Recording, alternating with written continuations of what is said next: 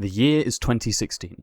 I've come home from a boring day of school and I see that a bunch of my favourite YouTubers have uploaded new videos on a game. This was during a period of time where there wasn't much of a meta, if you will, when it came to uploading videos, at least as far as I'm aware. So when there was a unique or experimental indie game to draw the eyes of viewers, lots of Let's Players found themselves recording their playthroughs. Presentable Liberty, Emily is Away, Oxenfree, Plug and Play, Pony Island, and Firewatch. In Firewatch you play as Henry, a middle-aged man from Boulder, Colorado.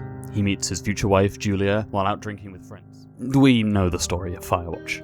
Regardless of the choices you pick during the opening prologue, Julia is diagnosed with early-onset dementia. Henry is run to the ground, trying to keep things together, and an advert catches his eye. He takes it, and soon begins his trek to his lookout tower, Two Forks. He tries to escape from his life, his troubles, and takes a moment to breathe, all while believing that he shouldn't. Some part of him regrets this choice, and it seems to follow him through his journey in the Shoshone. I shouldn't be out here. Yes, you should. No, I just ran away from my problems. But he isn't alone. Delilah, Brian, and Ned also find themselves escaping from various parts of their lives, and we get to see what happens to those that never go back, whether it be their choice or not.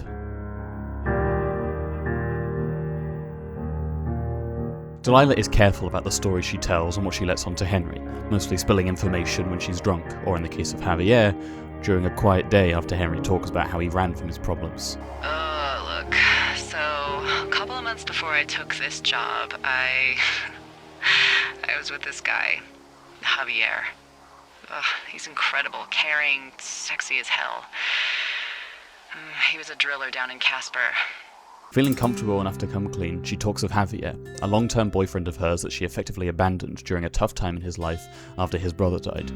Someone who eventually left her because of this, and after that, Delilah escaped the forests, taking a lookout job much like Henry and even lying to her sister as to what happened between them. We witness this behaviour again, at the tail end of the game, after the mysteries have been solved, the forests are burning, and it's time to go home. Even if Delilah tells Henry she'll stay, when you make your way to her lookout tower, she's gone, abandoning whatever relationship the two of them had. She doesn't want to rely on Henry, and chooses to run once more, and we can only assume that she'll find another job to distract herself from the mistakes of her past, rather than face them head on. Hello? Is anybody there? Hi. Yeah, it's me. I'm back at the staging area near the trailhead. I think I see your truck. Red? Colorado plates? Yeah. It's a piece of shit.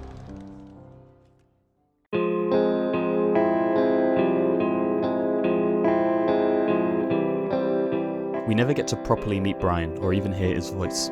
All we know of him are the little bits and pieces of him that we find scattered across the Shoshone. His backpack, his disposable camera, his little TTRPG map, Escape from Two Orcs, and eventually his hideout, the one he made to run away from his dad during their time in Two Forks. Aside from these small bits of characterization in the items we find, and what Delilah tells us about him, the most we get to know about Brian is in his letter to a ranger asking to return the climbing anchors he's hid from his dad. During this time, Ned was pushing him to get into climbing, something he hated. And this fort and the actions he took to steal the anchors was his version of escaping. His fort was a second home to him, filled with so much life. Truly a place where he could be himself and not worry about the stresses of his father forcing him to do a hobby he didn't like. Unfortunately, Brian would never get to escape the clutches of the real world, and we're left with nothing more of him outside of a dead body and a couple of gut-wrenching Polaroids as the credits roll.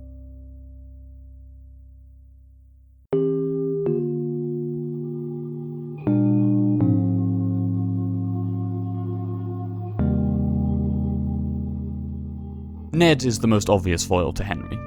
After he witnesses his son die, he runs away from any responsibility of it, letting his son rot at the bottom of a cave while he heads further and further into the Shoshone to live like a hermit. This is Henry's bad ending. Or a view of it, at least. This is what could happen to him if he were to keep running away. And maybe if the June fire never occurred and he spent more time as a lookout, he could have ended up in a similar position. Always running, staying in that dark place, and never looking back. Henry doesn't get that ending. The mysteries in the forest, his relationship with Delilah, a space to breathe. It all gets ripped away from him, and while we never see it, Henry is forced to confront what he tried to leave behind. Maybe some part of him knew that he couldn't run forever. One of the things you might hear about Firewatch is that the ending to the game is not so great. But I think most people that talk about that are wrong, and fall exactly into what Henry wanted to happen. Hey, I came out here for a breath of fresh air and some adventure. What do you got? But, as we're all aware, life isn't about that. You can't run forever. You can't stay in the dark place for too long. At some point, you need to return. Delilah isn't wrong when she says there's nothing wrong with escaping and having time, but you can't keep doing it. Your problems won't disappear if you don't confront them. I'm headed off to old Shoshone, where the birds and the bees won't know me. Men and women won't exist no more, and there ain't no gals to keep no scorn. I'm headed off to old Shoshone, where the elk and the owls won't know me, where there ain't no judges to whom I gotta plead, 'cause I can be me in old Shoshone.